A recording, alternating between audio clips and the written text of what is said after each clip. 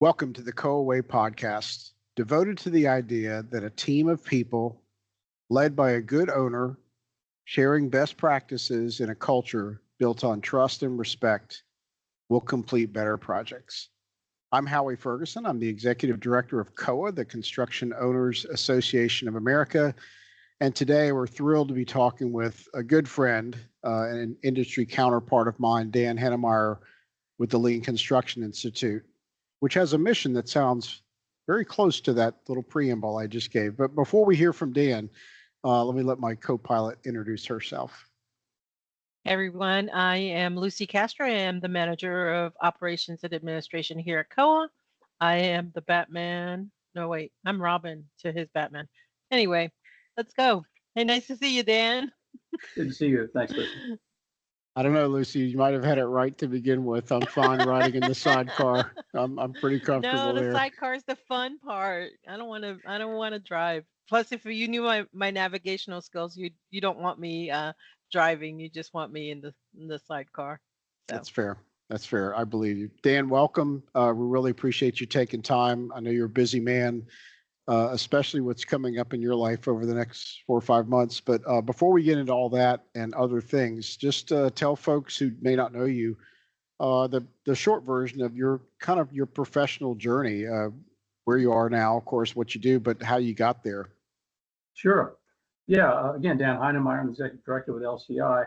I've been with the organization about 13 years now, and historically my career has been running organizations like LCI. So I come up from the nonprofit membership-based organization business, and that was really kind of how I got to LCI.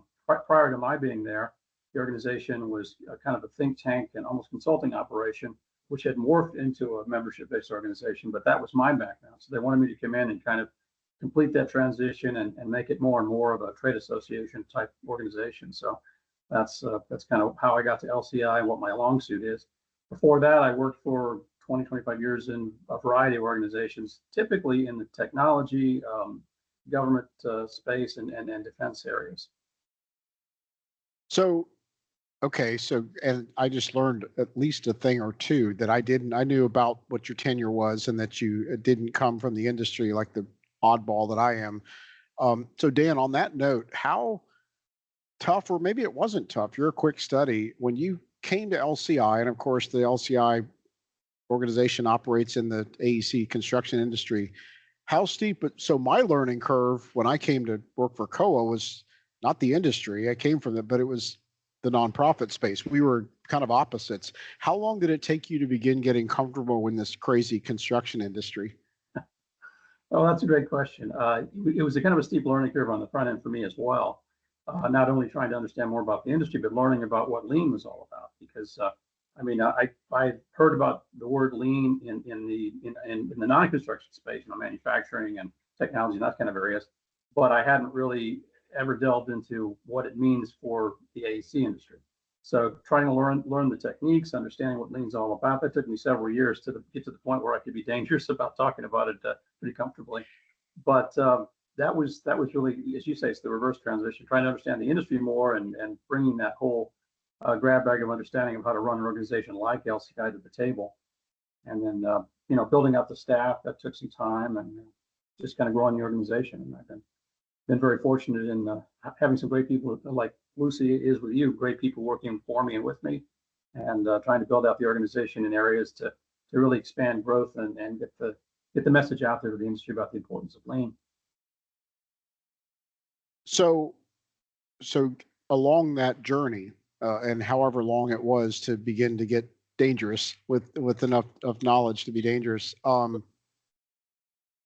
I guess the question is, how do you, because I told you this is unscripted. It's just, we're just talking. And so you say something and it makes either one of Lucy or I think of something.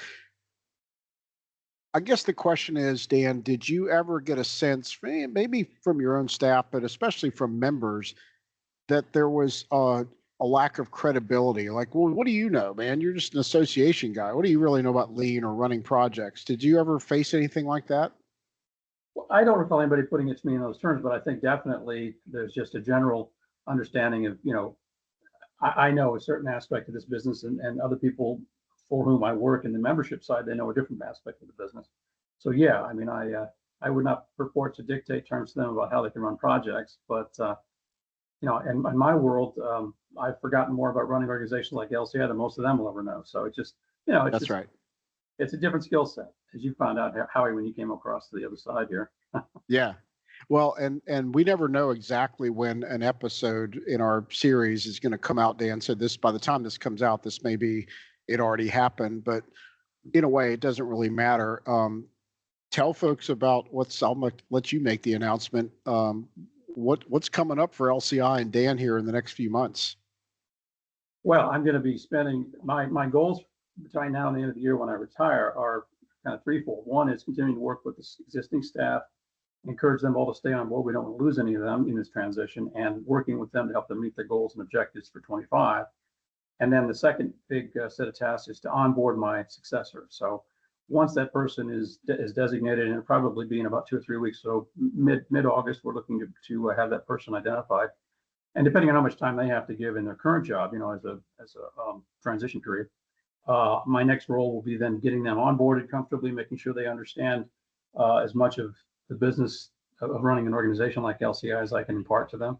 And then, being around for another 6 weeks or 2 months, giving them a chance to tap my expertise. My goal is to make them successful, make the organization poised for further success using their unique skill set. And so I'm going to, at some point, probably say, let's partner in this and make you successful. And at some point, I'll become your direct report. You call on me if you need me. If you don't need me, I'll step out. So it'll be a transition that's going to have to evolve, but I think it'll be a comfortable one. So maybe you're not quite at that moment where you can do this sort of reflection, Dan, because you're kind of a task oriented. I get the sense, and head forward, head down, working. But pause even if you haven't thought about this before. Maybe that's make for an even better answer. Is there one thing, or maybe 5 or 10 things that you're over 13 years? That's a pretty long run. Is there something or several things that you're most proud of? Well, I think building out the staff has been an element of pride and feeling like we've got some really good people in the right places. For a long time, we didn't have a membership person. We now have them. We have a good team running Congress for us, the annual meeting. So that team has been great, and I have, unashamedly stood on their shoulders and taken accolades that they deserve too, because they've done everything to make me look good, and I do my best to support them as well. So that's one thing. We've had a lot of growth in the organization. We've more than doubled the membership over that period of time. Some of that was organic, and a lot of it lately is thanks to a new membership person. So that's been a pretty good accomplishment. Just getting us to the point where we have a nest egg. We've got a pretty good, healthy nest egg of retained earnings, so that a new person coming in and a new board coming in can invest in areas to grow lean and get it across the industry. So those are several areas where I feel like we've been successful. Yeah, I'd say that's any one of those would have been enough to say, wow, great job. But you combine all of them, and I could probably add some even from a third party perspective. For folks who don't know, COAA and LCI have what I think is a great, not only a friendly relationship, like, hey, we'll support each other, but we've actually accomplished things together. And that's really important. So Dan, can you, on that note, talk about whether it's COAA or any other organization, maybe not even organizations in the industry, talk about that collaboration, but to the point of actually getting things done, which, from the first time we met, I was all about. I don't want to just sign an MOU. I want to do stuff. Talk about that. Yeah. Well, I think, fortunately, talking to you guys at COAA today, you really exemplify, I think, probably the best of our partnerships over the years, because you have recognized the benefits of lean and recognized that it's there to benefit the industry. It's not to benefit LCI. It's not to benefit me or anybody else. It's there as another aspect of what's in the toolbox to help industry and the owner community do a better job and get more out of their projects and make the process smoother and better. So that partnership with you guys, I think, is kind of a benchmark for what we would look for other organizations as well.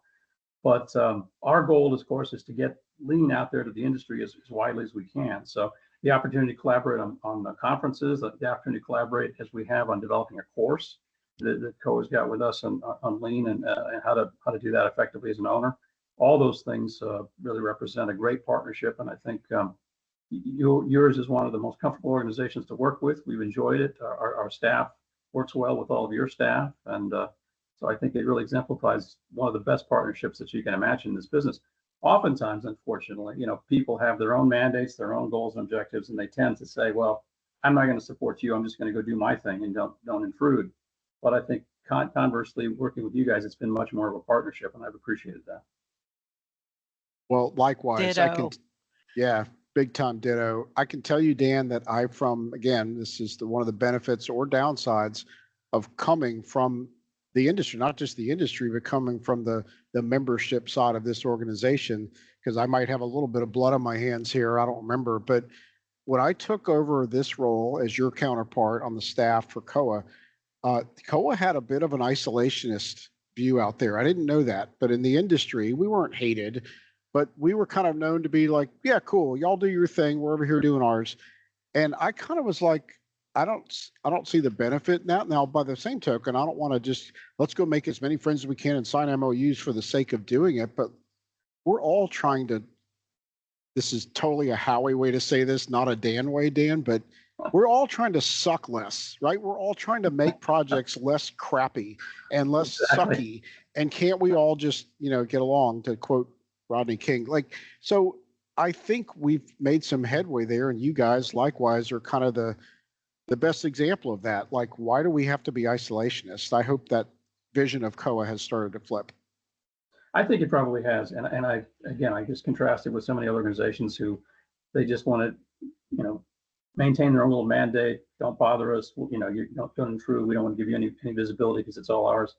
And I think you put your finger on how it's really a counterproductive way to operate in the long run, because you don't get your message out there if you don't have partnerships and you don't find ways to work together with other organizations, because you're never going to reach everybody in your own little puddle. You've got to find other groups that are willing to support you and work with you. So, yeah.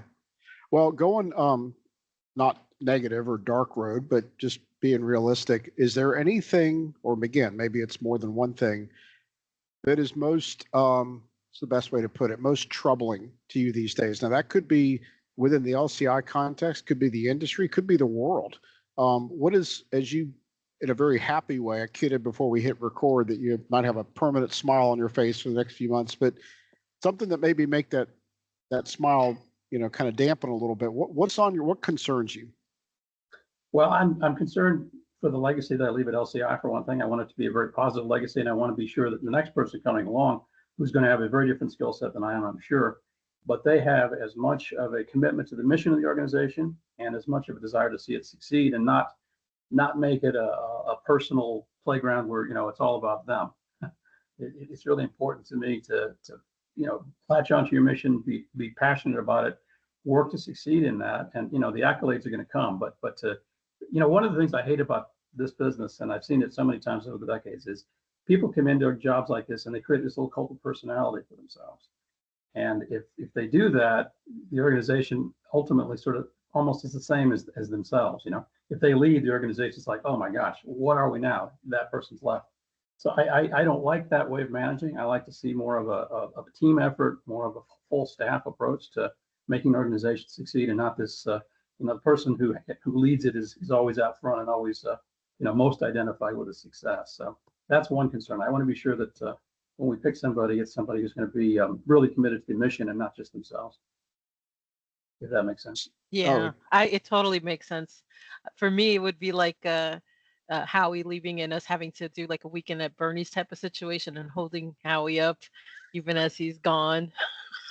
He's still here, we promise. Yeah, we don't want to do that either. I totally get your point, Dan. Well, my perception of Howie is he's not like that. He's definitely there to support the industry and make it succeed. And exactly. And there are others I could name, which I won't, that aren't like that in our wider circle. And it's not a pretty picture sometimes. It's annoying. Right. It's a weekend at Bernie's. You've got this this creature that you're parading around that really isn't serving the benefit of the association anymore, and they're just wheeling him out there because of the name. The post-production of this episode is going to have some kind of link or meme or something for people who are listening who are like, what the hell is Weekend at Bernie's? Because are you kidding me? I'm not kidding. Oh gosh. You know that. Like, really? My daughters wouldn't know what that is. Oh, Gosh, I'm man, just I saying. am. I'm sad. I'm sad because how do you not know what Weekend at Bernie's is? But Welcome to yeah, you're old right. age, Lucy. Dan and I have been there for a while. Oh, this stinks. It stinks out here. Dan, I have another question, and this one just popped into my head, but it probably would have come eventually because it's been a theme with almost everybody, not everybody, but almost everybody we've talked to, male, female, young, older, seasoned or not. And we've talked to, members, non-members, owners, designer, everyone. One of the themes has been, and not necessarily purposely, has been transition and how it's really interesting to us, Lucy and me, and all of our audience, how different people handle transition, which we all deal with, whether it's in our personal life or work, or you're starting a very important transition. How does Dan handle transition? What is your your playbook or your go-to? Well, that's a tough question for me. I don't handle change well usually. I'm like a lot of people. I like to, as you point out, I'm kind of task oriented. Like to build up an organization, get a successful plan together, and execute.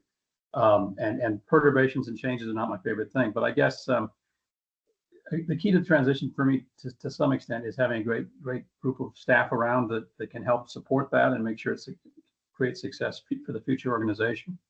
I think at some point you just have to say, hey, I don't control all this, and it's easier if you don't have another job to aspire to or another level to aspire to, as I do. I'm going to be retiring, so my goal is just to make the organization successful. So it's a little more freeing than sometimes it is, I guess, because I don't have a future post or reputation to worry about. I'm just trying to make sure that my legacy here is as solid as it can be. So I think just continue to be dedicated to the organization.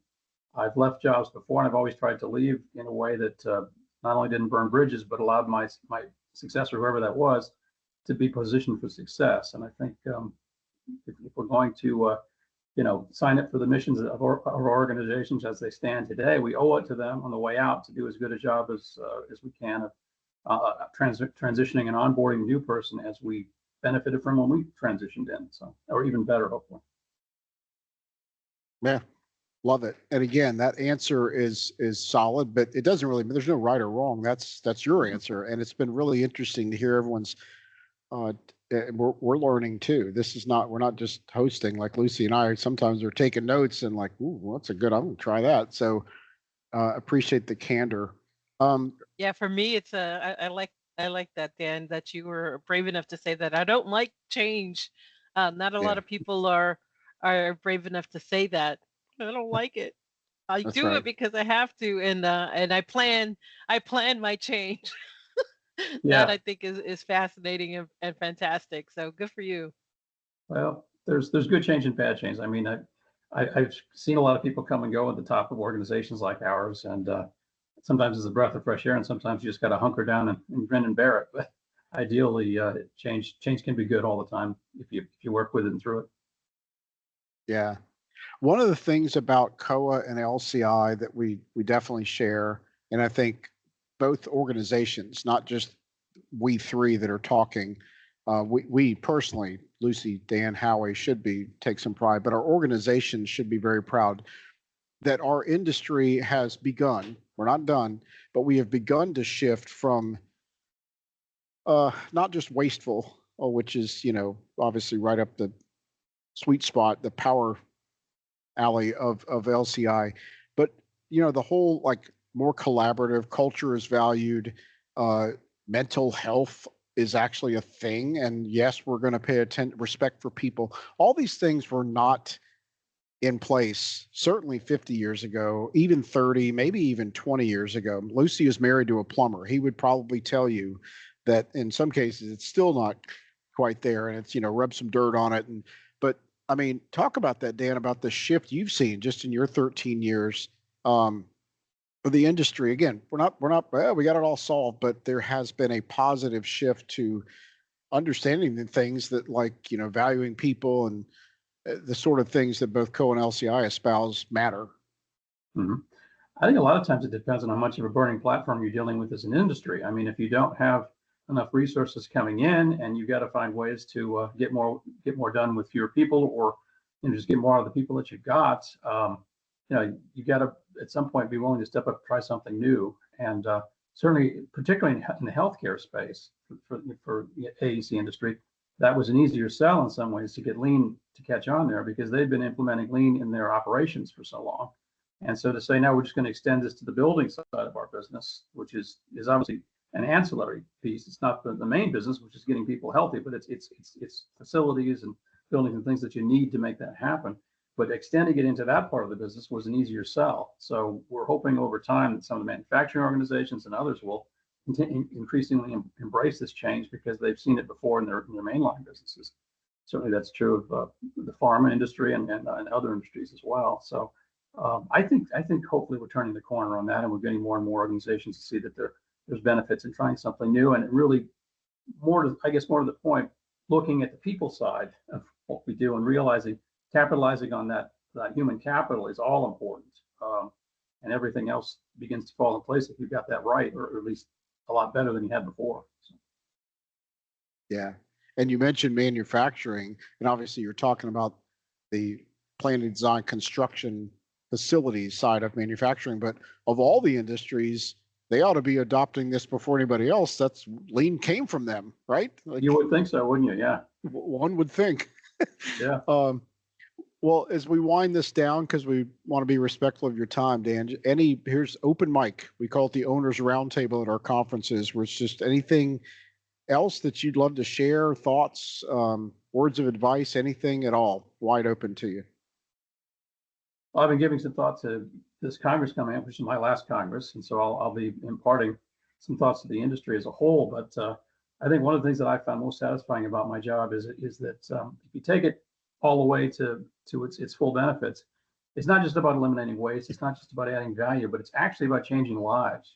Changing lives at the workplace, changing lives at the project level. Because if you can collaborate better and you can go home at the end of the day without so much fighting and conflict and your stomach tied up in knots and all that, then you're a healthier workforce, you're a happier workforce, and you've got people who want to stay in this business longer. And I think, given all the issues we have in the human side of getting more people, the labor shortage that we have to deal with in this industry, anything we can do to get people feeling better about their work day to day is critical. And that, I think, has been a big part of my enjoyment of being at the helm of LCI and having played a role in doing that and helping that get across. Amen. There's your mic drop moment right there. That's probably the snippet we'll use for the promo, Dan. Anything else, Lucy, you can think of? No, Dan, thank you so much for being here. I guess the real only question that I have is obviously not work related. It's more like, what's the first thing you're gonna do when you get off? When you're set free? Do you have any like big plans that you're planning on? The very first thing is enjoy the Christmas season to the full, because I won't be going back in January, so I'll be relaxed at that point pretty well, at least getting relaxed. My wife and I are gonna do a little bit of traveling. We have a piece of rural property not too far, about an hour from here, that we go up to on weekends, and I got lots of projects up there I want to do. And as I always say, I'm looking forward to actually building and creating some things, and not just moving electrons around all day, which is not quite the same. Not something you can point to and say I did that. So I'm looking forward to that as well. And but let me show you this Excel spreadsheet, and we'll see if you feel the same way. No, I'm kidding. Yeah, exactly. That's awesome. Doesn't cut the ice. And the other thing is we have a couple of grandchildren, so we're going to spend more time with them. I think going and doing some fun things. Beautiful. Grandkids are awesome. It's way better than kids. That's true. Wow. I said it. With that, yep, she did. It's out there. Speaking of electrons, Dan, again, thank you, my friend, and congratulations. You should be proud, personally and organizationally, and we appreciate your time today. Thank you, Howard. It's been a delight to be with you.